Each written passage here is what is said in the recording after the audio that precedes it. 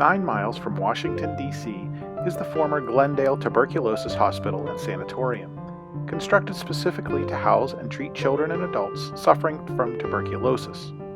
The District of Columbia sought to combat the tuberculosis threat between about 1880 and the 1960s through the widely accepted cure of bed rest, fresh air, balanced diet, and isolation.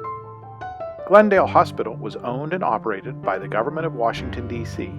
The hospital provided free medical care to those suffering from the disease. Glendale Hospital provided for a remote setting with abundant fresh air considered ideal in the treatment of the disease. The site was positioned along the Washington-Baltimore-Annapolis Electric Railway line, now called the WB&A Trail.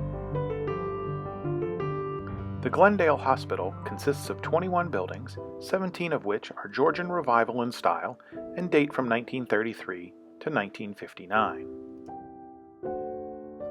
The massing, design, and classical detailing of the buildings and the interconnected pedestrian and vehicular circulation paths contribute to the significance of the campus as an example of a 20th century hospital campus. The campus included medical, residential, and mechanical buildings, as well as landscaped areas. Many of these areas are still intact and still give a campus-like feel to the property.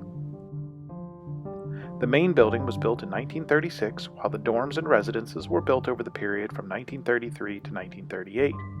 The Children's Hospital was built in 1933. Most of the buildings are constructed of reinforced concrete, clad primarily in red brick.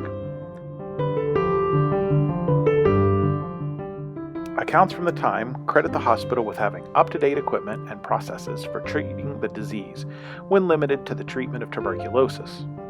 Inside were a variety of areas to recover, including a movie theater, sun porches, surgery rooms, and a crematorium. The buildings of the Glendale Hospital campus have been vacant since its closure in 1982, resulting in deterioration through neglect and vandalism. Trespassing is illegal on the site. The buildings have lost many of their original windows and doors. Many of the original window openings are concealed with boards or metal security doors, particularly the basement levels and the first and second stories. There are stories of ghosts on the property.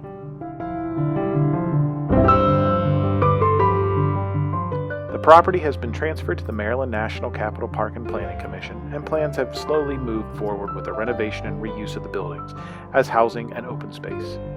For its unique connection with the history of infectious diseases and the healthy benefits of being outdoors, Glendale Hospital is a Maryland milestone.